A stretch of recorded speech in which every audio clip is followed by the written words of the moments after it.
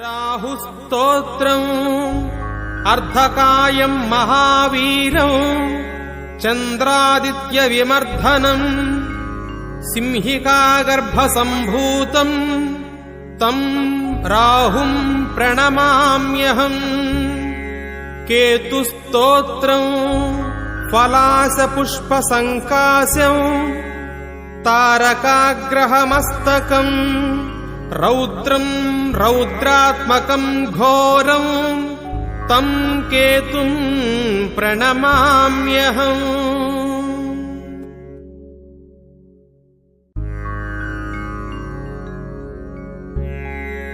ॐ